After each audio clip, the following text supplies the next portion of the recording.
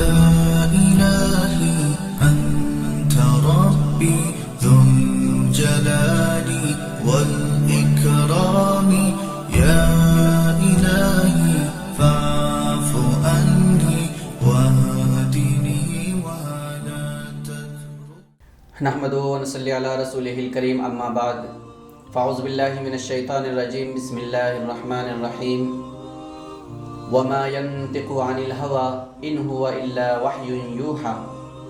معزز ناظرین کرام و سامعین اعظام، پہلے ایپیسوڈ میں ہم نے الدین القیم، جو اسلام ایک مذہب ہے اور دین قیم ہے، اس کی بنیاد کے بارے میں بتایا تھا کہ پہلی بنیاد قرآن ہے، اور قرآن کیسے نازل ہوا اور قرآن کس کو کہتے ہیں وہ بھی میں نے بتایا، اور قرآن کی ضرورت کیا ہے اور اہمیت کیا ہے، اور اس کے بغیر ایک مسلمان ہو سکتا ہے یا نہیں، یا اسلام کو قرآن سے ہٹا دیا جائے تو کیا وہ اسلام باقی رہے گا یا باقی نہیں رہے گا، یہ بھی میں نے بتایا تھا۔ اس ایپیسوڈ میں ہم لوگ حدیث کیا ہے وہ ہم لوگ معلوم کریں گے۔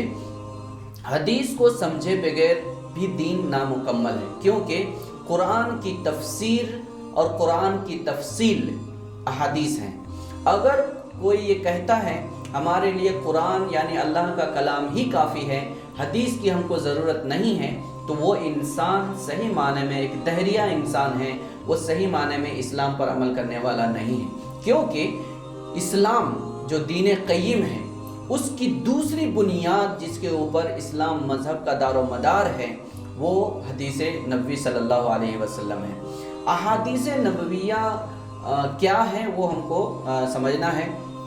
حدیث کی تعریف محدثین نے کی ہے، ما قالہ النبی صلی اللہ علیہ وسلم وافعالہ وتقریراتہ واحوالہ۔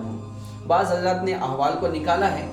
رسول اللہ صلی اللہ علیہ وسلم نے جو فرمایا ہے، آپ صلی اللہ علیہ وسلم نے جو کیا ہے، اور آپ صلی اللہ علیہ وسلم کے سامنے میں جو کچھ کیا گیا ہے، اور آپ صلی اللہ علیہ وسلم نے اس کے اوپر خاموشی اختیار فرمائی، یا آپ صلی اللہ علیہ وسلم کے جو احوال ہیں جس کو نقل کیا گیا ہے وہ احوال بھی احادیث ہیں۔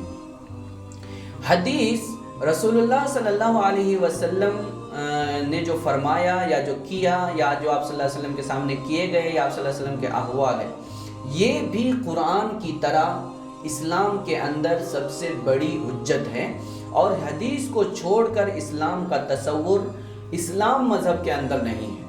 اسی لیے حدیث کو ایک دوسری بنیاد اسلام کی کہا جاتا ہے۔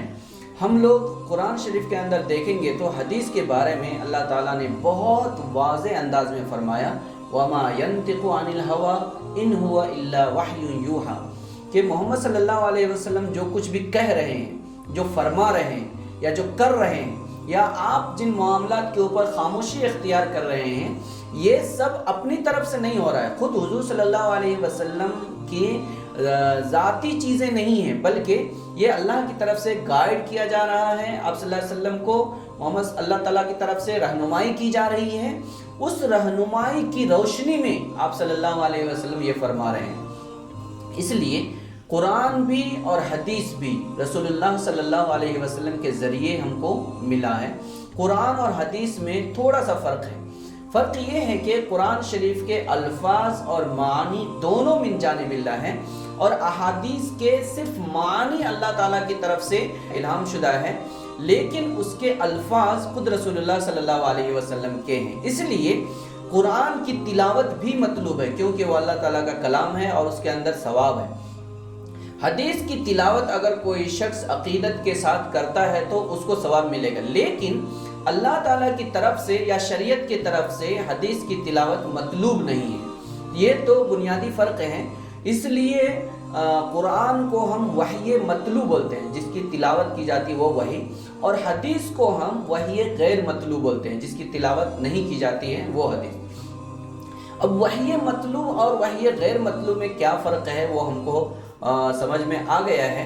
اب ہم کو یہ سمجھنا ہے کہ یہ جو حدیث ہے، حدیث میں ساری کی ساری حدیثیں یکساں ہیں یا ساری کی ساری حدیثیں یکساں نہیں ہیں۔ دوسری بات، حدیثیں بھی قرآن کی طرح ہی محفوظ ہیں یا اس کے اندر کچھ مداخلت کی گئی ہے۔ تو بنیادی طور پر آپ یہ سمجھ لیجئے کہ جس طریقے سے اللہ تبارک تعالیٰ نے قرآن کی حفاظت کے ذرائع اور اسباب مہیا فرمائے، اسی طریقے سے اللہ تعالیٰ نے اپنے رسول صلی اللہ علیہ وسلم کے احادیث کی حفاظت کا بھی ذریعہ مہیا فرمایا ہے۔ تو حدیث کے اندر بہت ساری کوششیں کی گئی ہے زمانہ ماضیہ کے اندر کہ اس کے اندر بنا کر کے اپنی طرف سے گھڑ کر کے مداخلت کر دی جائے، لیکن اللہ تبارک تعالیٰ نے اس کی کیا فرمائی؟ حفاظت فرمائی۔ چنانچہ محدثین اللہ تعالیٰ نے پیدا فرمایا، مفسرین اللہ تعالیٰ نے پیدا فرمایا، اس کے ساتھ ہی امام جرح و تعدیل، جو لوگ کاٹ چھانٹ کرنے والے ہیں، جو لوگ مفہوم کو سمجھنے والے ہیں، جو لوگ انسانوں کے بارے میں تحقیق کرنے والے ہیں، کس کے بارے میں کتنی غلطیاں ہیں اور کس کا نظریہ کیسا ہے، کون انسان صحیح بات کر رہا ہے اور کون انسان اس کے اندر کچھ ملا کر کے پیش کر رہا ہے، وہ پوری تحقیق کرنے کے بعد حدیث کی کتابیں مرتب کی گئی ہیں۔ اب جو احادیث کی کتابیں محفوظ ہیں اور مرتب ہیں، اس میں کون سی حدیث کس درجے کی ہے اور کون سی حدیث کس مرتبے کی ہے، وہ مکمل طور پر وضاحت کے ساتھ بیان کیا گیا ہے۔ اس لیے ہم کو حدیث میں ذرہ برابر بھی شک کرنے کی کوئی گنجائش نہیں۔ البتہ یہ بات ہمارے ذہن میں رہنا چاہیے کہ قرآن شریف کے الف سے لے کر الحمد کے الف سے لے کر والناس کی سین تک ہر حرف ہر آیت بغیر شک و شبہ کے متواتر ہے۔ اس میں ذرہ برابر بھی شک و شبہ کرنے والا انسان اسلام کے دائرے سے باہر چلا جائے گا۔ لیکن حدیث میں چونکہ کچھ حدیثیں راوی کی وجہ سے، فی نفسی نہیں، راوی کی وجہ سے کچھ ضعیف ہو گئی ہے اور کمزور کہلاتی ہے، اس لیے ان کے بارے میں ہو بہو متواتر حدیث کی طرح عقیدہ رکھنا یا نظریہ رکھنا یا اسی طرح اس کے اوپر عمل بھی کرنا یہ ضروری نہیں ہے۔ تو یہ ہے حدیث کی بنیادی تعریف جس کو میں نے آپ کے سامنے پیش کیا ہے۔ انشاءاللہ ہم اگلے ایپیسوڈ میں یہ بتائیں گے حدیث اور سنت میں کیا فرق ہے، حدیث کس کو بولتے ہیں اور سنت کس کو بولتے ہیں، شریعت کا دار و مدار کس کے اوپر ہے، حدیث کے اوپر، سنت کے اوپر یا دونوں کے اوپر، اور دونوں اگر حدیث اور سنت میں سے دونوں اگر ہمارے سامنے ہیں تو ہمیں ترجیح کس کو دینا ہے، حدیث کو یا سنت کو، اور کس پر عمل کرنا زیادہ افضل اور بہتر ہے۔ انشاءاللہ اگلے ایپیسوڈ میں اس کو پیش کریں گے۔ اللہ تعالیٰ سے دعا کریں، اللہ تعالیٰ ہم سب کو کہنے سے زیادہ عمل کی توفیق عطا فرمائے۔ وآخر دعوانا الحمدللہ رب العالمین، والسلام علیکم ورحمۃ اللہ وبرکاتہ۔